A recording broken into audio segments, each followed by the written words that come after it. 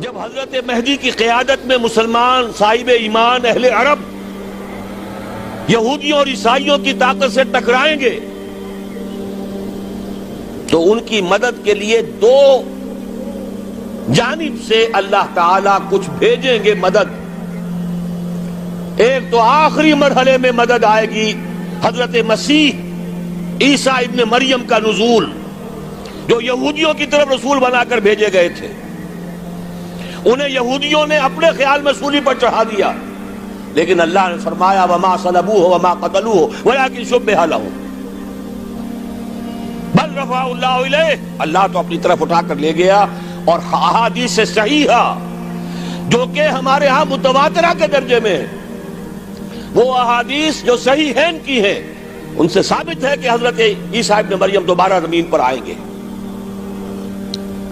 اور یہودیوں کا سب سے بڑا سرغنہ جو خود مسیح ہونے ہی کا دعویٰ کر رہا ہوگا، مسیح الدجال، اسے حضرت مسیح قتل کرے گے.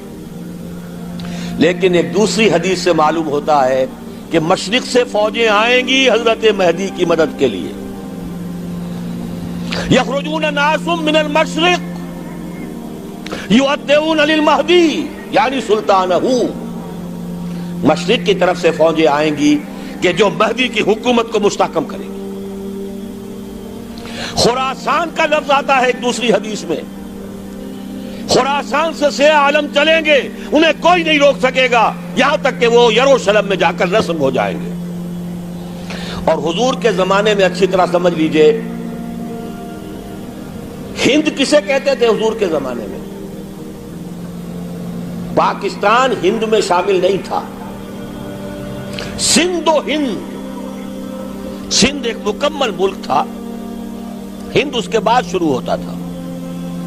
یہ راجپوتانے کا اور تھر کا ڈیزرٹ جو ہے، اس سے آگے جو ہندوستان ہے وہ ہند تھا. یہ جو ہمارا پاکستان ہے یہ ہمیشہ ہند میں شامل نہیں رہا.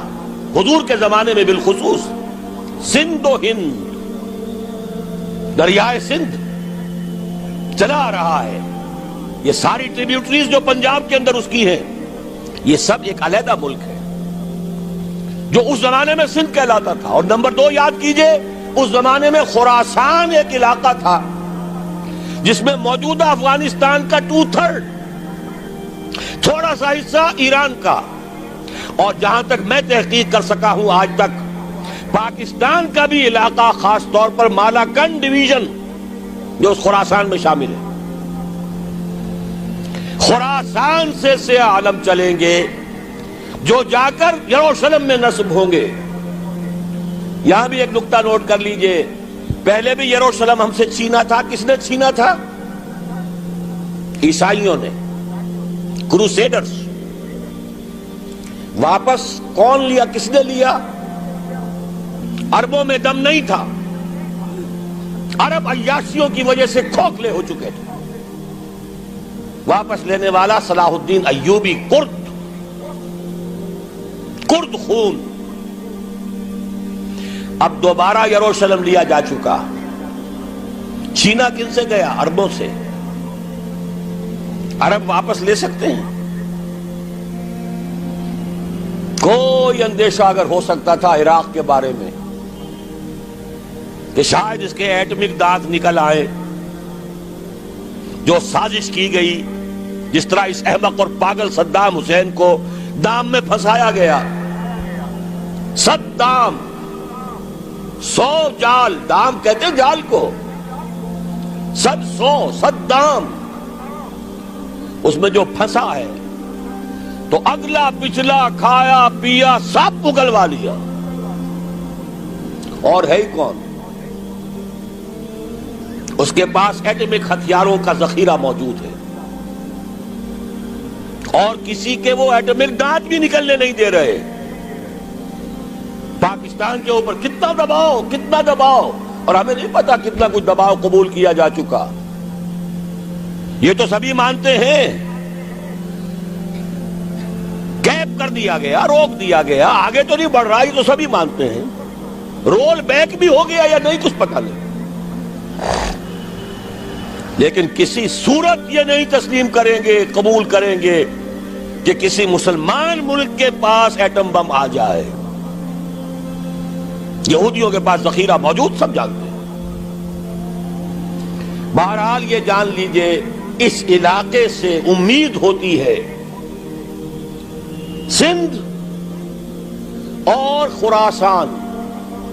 حالات بہت خراب ہیں ہمارے، اور حالات بہت خراب ہیں افغانستان کے بھی، لیکن حالات کے بدلتے اللہ تعالیٰ کی مشیت کے تحت دیر نہیں لگا کرتی. سیرت نبوی میں مجھے نظر آتا ہے سن 10 میں 10 نبوی ہجرت سے 3 سال پہلے 2.5 سال پہلے کہیں سے کوئی امید کی کرن نظر نہیں آتی تھی کہ عرب میں اسلامی حکومت قائم ہو جائے گی. 10 برس ہو چکے محمد الرسول اللہ کو دعوت دیتے ہوئے، اور ابھی تک بمشکل 125 آدمی ہے. اپنے بل پر اپنے طاقت پر مکے میں رہ بھی نہیں سکتے. کیسے ہو جائے گا؟ کہاں سے ہو جائے گا؟ میں آج پوچھتا ہوں، کوئی سر بتائے کہیں سے کوئی امید کی کرن اس وقت نظر آتی ہے؟ اس ماحول میں لے جائیے. اگلے 3 سال میں کیا ہو گیا؟ پہلے سال 6، اگلے سال 12، اس سے اگلے سال 72، اور بیعت عقبہ ثانیہ، ہجرت، اور وہاں سے اب حضور کی طرف سے انیشیٹ شروع ہو گیا، انیشیٹو. تو ہم نہیں کہہ سکتے اللہ تعالیٰ کی قدرت، اللہ کی مشیت. یہ یقین ہے کہ دنیا کے خاتمے سے پہلے نظام خلافت قائم ہوگا اور تمام دنیا میں ہوگا. ظاہر ہے کہیں پہلے کسی ایک جگہ سے ہوگا، جیسے حضور کے زمانے میں ہوا. اگر بیک وقت پوری دنیا میں ہو سکتا تو حضور کے دست مبارک سے ہوتا. اگر حضور کے دست مبارک سے بھی ایک ملک میں ہوا، جزیرہ نما عرب میں ہوا، پھر حضور کے امتی ہیں نا، ابو بکر ہے، عمر ہے، عثمان ہے، صحابہ کرام کی فوجیں نکلی ہیں، امتی ہیں، امتیوں کے ہاتھوں اس کی توسیع ہوئی. اب بھی یہی ہوگا، کسی ایک علاقے میں ہوگا.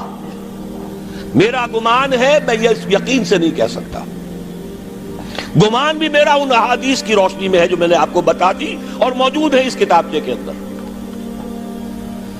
علامہ اقبال نے بھی انہی کے حوالے سے کہیں کہا ہے، میرے عرب کو آئی ٹھنڈی ہوا جہاں سے، میرا وطن وہی ہے، میرا وطن وہی ہے. اس علاقے سے کچھ ہونے والا ہے اور ہوگا انشاءاللہ. میری زندگی میں نہ ہو، آپ کی زندگی میں نہ ہو، کوئی پرواہ نہیں. حضرت حمزہ تو شہید ہو گئے غزوہ احد میں. 5 سال کے بعد حضور مکے میں داخل ہوئے ہیں فاتح کی حیثیت سے. حضرت حمزہ کی نگاہوں نے، ان آنکھوں نے تو نہیں دیکھا، عالم ارواح میں اللہ نے کیا مشاہدہ کرایا ہوگا انہیں، وہ تو ہمیں معلوم نہیں. بعض صحابہ شہید کر دیے گئے مکے ہی میں. بہت بڑی کامیابی. اپنی جان لگا دیں، اپنے آپ کو کھپا دیں، اپنے آپ کو مٹا دیں. جس طرح روڑی کوٹ کر بنیادوں میں بھر دی جاتی ہے، ہماری ہڈیوں کا چورا بنا کر اور ہمارے خون کے اندر اسے گوندھ کر اگر وہاں ڈال دیا جائے، اس سے بڑی سعادت کوئی نہیں. اس پر تعمیر ہو خلافت علی منہاج النبوہ کی، ہم اس کی بنیاد کے اندر دفن ہو جائیں، یہی بہت بڑی سعادت ہے. لیکن یہ ہوگا. میں نے عرض کیا تھا کہ یقین ہے مجھے کہ ہوگا، اور ہر صاحب ایمان کو یقین ہونا چاہیے کہ ہوگا. باقی یہ کہ یہ آثار ہیں اور احادیث بھی ہیں، اور 400 برس کی تاریخ بھی بتاتی ہے کہ یہیں سے ہوگا. 1000 برس تک سارے مجددین امت عالم عرب میں پیدا ہوئے. 11ویں صدی کا مجدد اعظم شیخ احمد سرہندی کہاں دفن ہے؟ سرہند میں، ہندوستان میں. 12ویں صدی کا مجدد اعظم شاہ ولی اللہ دہلوی کہاں دفن ہے؟ دہلی میں. 13ویں صدی کا مجدد اعظم سید احمد بریلوی، ان کی تو قبر بھی معلوم نہیں، لیکن ان کا خون جذب ہوا دریائے کنہار میں، اور ان کے سینکڑوں ساتھیوں کی لاشیں اس بالا کوٹ کے مقام پر. 14ویں صدی کے مجدد اعظم شیخ الہند، لیکن ان کے ساتھ ساتھ اتنے اعظم رجال، علامہ اقبال جیسا مفکر، مولانا مودودی جیسا مصنف، مولانا الیاس جیسا مبلغ کہیں اور ہمیں دکھا دیجئے آپ. میں کل کہیں عرض کر رہا تھا، دیکھیے پہلے جو ہے 1000 برس تک ہر خیر ہندوستان میں باہر سے آ رہا تھا. معین الدین اجمیری باہر سے آ رہے ہیں، شیخ علی حجویری باہر سے آ رہے ہیں، سندھ میں جتنے اولیاء دفن ہیں سب کے سب باہر سے، ایران سے چلے آ رہے ہیں. لیکن جیسے ہی 11ویں صدی شروع ہوئی ریورس ہو گیا آرڈر. اب سلسلہ مجددیہ نقشبندیہ اب ہندوستان سے نکل کر پھیل رہا ہے. پورا افغانستان، پورا ترکستان، تمام یہ ترک ریاستیں جو آزاد ہوئی ہیں ابھی USSR کے خاتمے کے بعد، یہاں تک کہ سائپرس، جزیرہ قبرص، پورا ترکی جو اب بھی ہے موجودہ ترکی، سلسلہ مجددیہ نقشبندیہ کہاں سے چلا؟ ہندوستان سے پھیل گیا پورے عالم اسلام. مفکر، علماء دین اور تمام علوم دینی کا مجدد شاہ ولی اللہ دہلوی، خالص ترین جہاد فی سبیل اللہ دور صحابہ کے بعد جماعت مجاہدین جام شہادت نوش کیا، سینکڑوں ہمارے مجاہدین. پھر 14ویں صدی میں اقبال جیسا مفکر، مودودی جیسا، دوبارہ دوہرا رہا ہوں، مصنف، مولانا الیاس جیسا مبلغ مجھے تو کہیں نظر نہیں آتا. تمام مسلمان ممالک آزاد ہوئے، کہیں اسلام کا نام نہیں لگا. نہ سیوکارنوں نے نعرہ لگایا، نہ کہیں کسی اور نے نعرہ لگایا. عربوں نے بھی عرب نیشنلزم کا نعرہ لگایا، اسلام کا نعرہ نہیں. تحریک پاکستان میں نعرہ لگا، پاکستان کا مطلب کیا؟ لا الہ الا اللہ.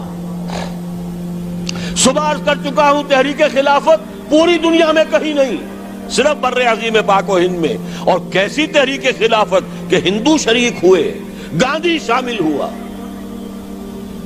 پورے ہندوستان کو جس نے گنجا دیا. یہ دوسری بات ہے کہ جب خود مصطفیٰ کمال نے ختم کر دیا تو اب کیا کرتے؟ مدعی سست گواہ چست. نوٹ کرنے کی بات ہے، کچھ آثار ہیں، 400 سال کی تاریخ ہے، بتا رہی ہے پاکستان کا قیام خود ایک معجزہ.